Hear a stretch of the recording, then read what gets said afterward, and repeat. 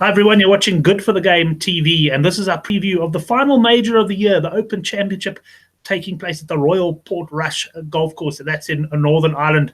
Can you believe it? We're in July, and we have to wait until next year, April, for the next major. It's really going to be tough. Anyway, if you are new to our videos, please go down below the video and hit the subscribe button. Also, let us know in the comments section who you think is going to win the golf. Well, I'm not alone tonight in the studio. I do have Jason Dedekind from Scorebet with me. Jason, good to have you back on the show.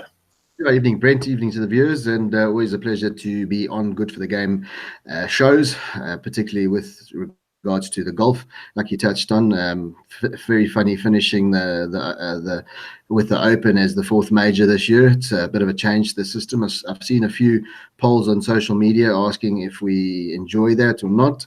The consensus seems to be that the guys aren't too perturbed, but for the purists out there, I'm sure they would like something a little bit later on in the year. But anyway, very tough open field. Nice to see it in Northern Ireland, and looking forward to a great 4 days.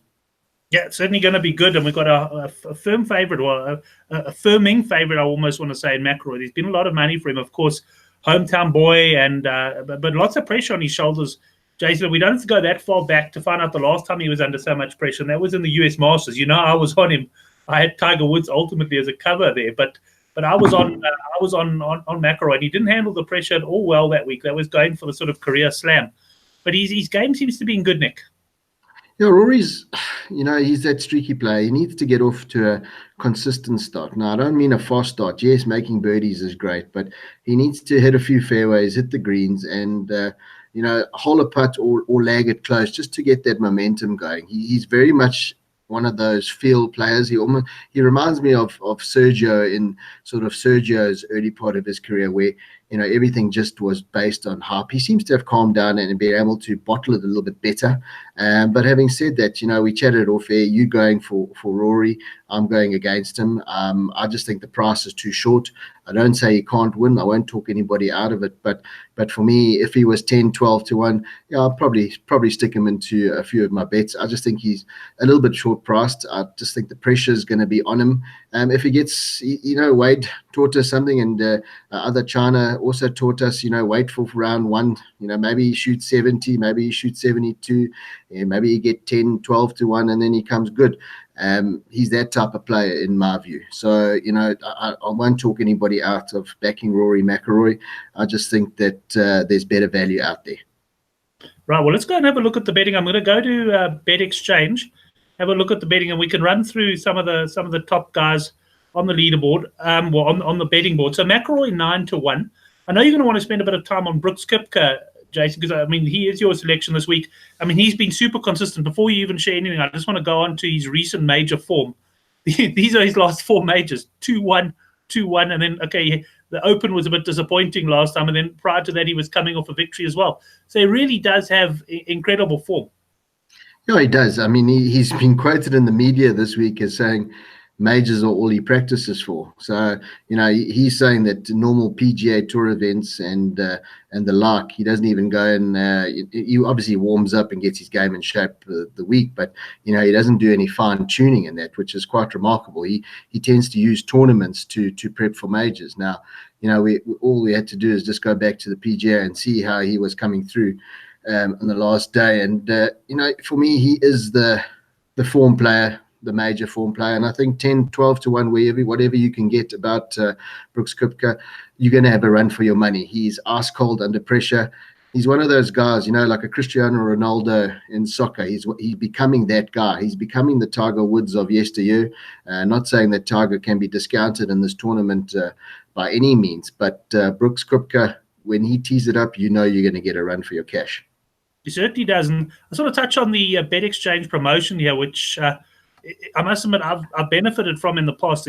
When I backed Koepka to win the PGA Championship, I also backed Dustin Johnson, and he ran second. And if you back a player before the start of the tournament, I think it's got to be an online bet. And if he runs in the top 3 and tie, you actually get your money refunded. And as far as I can tell, it's a straight refund, which is very good. There's absolutely no terms and conditions apply. So that means that for someone like myself who's going to have a real go at Rory McIlroy this week, that's what I would be wanting to go, because if he does get pipped out into second or third, at least I'm still going to get my money back. So a lovely promo that at Bet Exchange, and you can go to betexchange.com portrush.com and open an account there.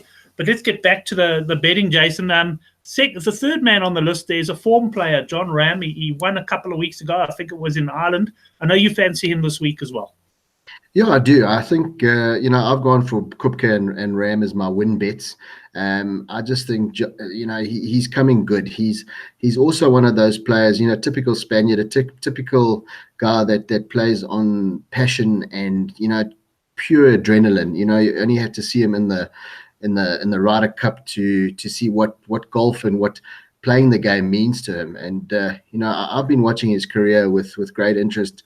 In the beginning, you don't shout against guys, but you also just shout for guys to learn to calm down, just to learn to make those big shots. And what I saw 2 weeks ago was a different player. I saw a man that was focused, but a different type of focused. His putter was behaving. Everything seemed to be in check. So for me, John Rahm, yes, it's hard for the guys to come and win two events in the space of 3 weeks. It takes tremendous mental capacity to do that. But we're talking about top quality sportsmen here. We're talking about guys at the top of their profession. And I think John Rahm is a massive runner this week. Yeah, I must say, he's one of those players in the past that I've always sort of felt might be not overrated, but maybe a little bit too much hype. But I think he's starting to deliver on that now. I agree he's going to be a big runner. Exactly, Brent. He's always just sort of flattered to deceive. He came in and did well so early in his career as a young man, and then sort of didn't go off the boil, but didn't live up to the hype, which, in all intents and purposes, we're all human. We handle situations differently. We'll touch on one of my outside bets a bit later, but everybody goes through emotions every day that, other people aren't aware of. As soon as you get in front of the camera, in front of the crowd, you've got to put on that face, that battle face, but you don't know what demons are going on in your head. You don't know how people react to fame and fortune and all the rest of it. So that's why I say credit to him for coming back and doing so well at the Ryder Cup first and foremost, and then obviously winning 2 weeks ago. I thought, for me, that was probably the best win of his career. Yeah, certainly, and he comes in here in excellent form. Dustin Johnson, 18-1. Now, he disappointed last time out. I was on him, actually, and he never really got into that. In fact, I can't even remember if he made the cut but at the US Open. But he's just one of those guys. He's very expensive to follow in the majors. Yeah, he is. He's only won one, but, Dustin's always going to be there and thereabouts. But for me, he's got to get that blade under control. Once he improves his putting, particularly in majors, I haven't seen the latest stats in terms of where he is in the PGA Tour and that, but his putting definitely in majors is not what it needs to be to contend every time he tees it up. That's why, yes, he might be in the top 3 in the golf rankings, but for me, he's probably a little bit short in the betting here to win, particularly a links style golf course. Where putting wind comes into the factor on the greens and all the rest of it. The course is going to be firm. I know they've had a bit of rain, so they say the course is going to play a little bit easier, but these open courses, they can catch you at the best of times. And I'm going to look past Dustin Johnson this week. He's a great player, and he'll have a lot of followers at 18-1, but I won't be one of them. Right, well, I'm going to stop sharing the screen for a second there, but the next guy on the betting is obviously an interesting one. It's the Masters champion, Tiger Woods. Now, he's 22-1, Jason, and the thing with Tiger is I get the feeling he's really nursing his body through the majors. He's obviously focused now. In the old days with Tiger, and I guess that is a bit different from Kupka. When Tiger burst onto the scene, he won everything. Majors, anything he teed it up on, he won. I think he's had something ridiculous like 81 PGA Tour victories or something. Whereas Kupka's been focused on the majors. But Tiger, of course, now is focusing on the majors for a different reason, because he probably needs to just pace himself. And credit to him, he won the Masters. But you got to wonder if he comes in here a bit undercooked. He hasn't played since the US Open. Well, he's been noted in the press this week to say that he feels a little bit undercooked. He says that obviously around the greens and that is where he needs to be on point. He doesn't feel like he's got that part of his game really where he wants it. He did say that hopefully today's practice round and range session as well as tomorrow's will help him. So he's going in there looking for a few answers more than coming into the event with answers. So, I like Tiger at the Masters. I thought he was key and focused there, but you hit the nail on the head, Brett. I think he is nursing his body, also nursing his mind. It's a lot for him to have come through what he's come through in terms of physical sort of ailments that he's had in the last couple of years to be where he is now. And if he had probably had his career again, I would probably think he might have gone the way that Kupka's gone, because he went out there all hell bent in terms of winning as many tournaments as he could, as you stated, and Kupka's picking and choosing and doing it very well. So good old Tiger. I think he'll be a factor this week.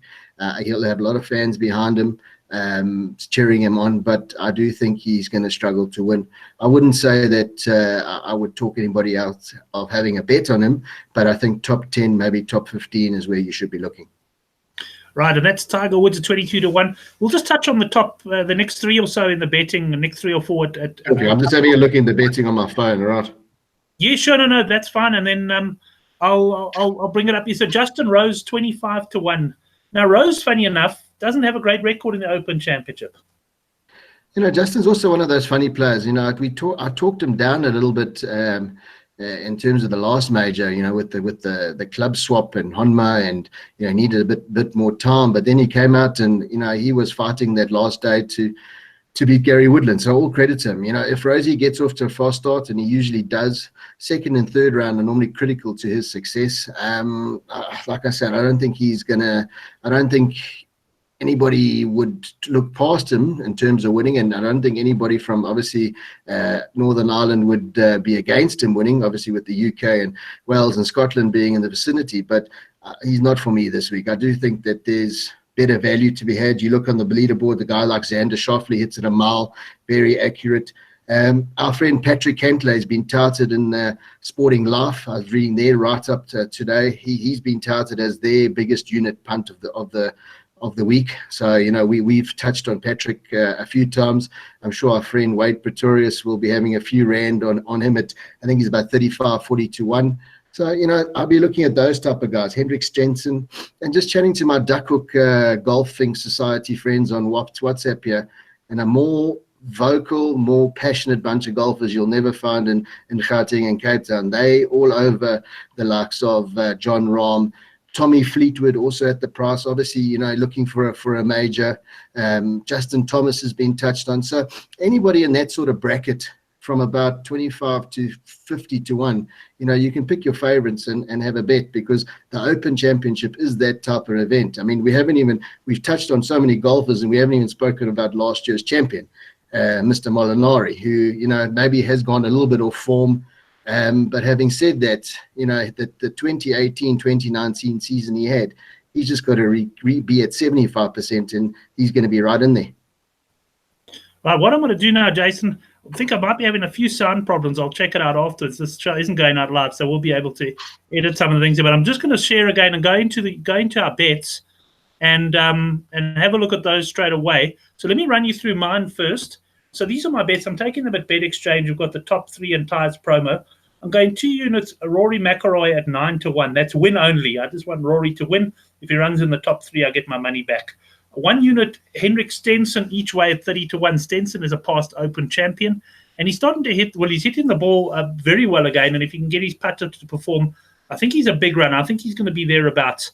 Patrick Reed is a guy who's gone in the wilderness a little bit since winning his Masters title. Well, he does seem to be coming to hand as well. And I'm going 0.5 units each way on Reed at 120-1. If at Bet Exchange that relates, I wrote his place price down here.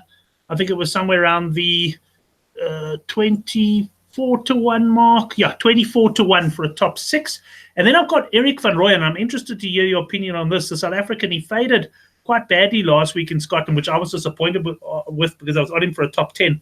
But this looks a big price, 140-1, and that's a 28-1 at top 6. Those are my fancies, my 4-ball that's going to be taking the charge against the bookies. And you want to run us through your ones, Jason? Yeah, we've got just touching on Eric van Rooyen there. I think he's a big runner for you. I don't think he's not without a chance. Obviously, it's a big ask trying to win your first major, but Van Rooyen's in decent form, as is Dylan Fratelli, coming over from his win over at the John Deere Classic. Like I said, the likes of Sabatini will be there, the Slovenian, Irish, Italian, South African, as well as Louis and a few other boys there. So, we actually standing Van Rooyen for a few rand currently. one of the Duckworth guys has got stuck into Eric. So for South Africa, I hope he wins, but obviously from my side, I hope he runs second or third. So Patrick Reed also, he's been playing practice rounds with Tiger. They went in early this week and had a few practice rounds together, and then I see they're drawn together to play first 2 rounds. So that will probably might do him the world of good. And then just getting onto my bets, obviously we touched on the likes of Kupka and John Rahm. I do think Tommy Fleetwood's a massive runner. I do think that a guy at 200 to 1, which we haven't touched on, is Andrew Johnston, the boy commonly known as Beef Johnson, who he's had a few sort of emotional issues in the last year or so, battling fame, dealing with what he's gone through. He said going to a tournament and he's more talked about than Tiger Woods. He couldn't really get his head wrapped around that. And I just think at sort of 200 to 1, I'm not sure what that works out in terms of a place, but 275, maybe even 300 to 1, depending on your bookmaker. You can get the boys involved there. And the one I missed there, obviously, in Poulter. I thought last week he played solidly enough and didn't finish near the top of the leaderboard, but for me, put in a few good runs. And Poulter's getting not on in years, but he needs to, if he's going to win a major, it needs to be in the next year or two. And for me, I'd be very happy to see him do that. Right, let me just run through. Sorry, but of course you wouldn't have been able to see the screen there. So let me just run through. Let me just run through those bets quickly. Kipka, can you see the screen now, Jason? Yeah, I can see it. So, Kipka win at 11 to 1. Rahm each way at 16 to 1. Fleetwood a place at 7 to 1. Poulter a place at 22 to 1. And Johnson a place at 60 to 1, which is certainly a big price. And that brings us to the end of the preview there. Jason, thanks very much. Anything else you got to add for the Open? No, I just think it's going to be a decent 4 days golf. Obviously, it's my favorite golfing event of the year. I know we say that every time we talk about majors. US Open and US Masters is great from a nostalgia perspective, but for me, if I was still playing professional golf, the British Open would be the tournament I'd like to win. It's one of those places where it's just rich in tradition in terms of where golf came from, and for me, it's the tournament that most golfers want to win. If you're not American, it's a big one to have on your list, Jason. Thanks very much. Thanks very much for watching the video. Remember, you can subscribe down below if you haven't done so yet. We do have plenty of betting previews, including my favorite sporting event of the year, the Tour de France. I do a betting preview in each and every stage. Thanks, everyone. Enjoy the golf and good punting.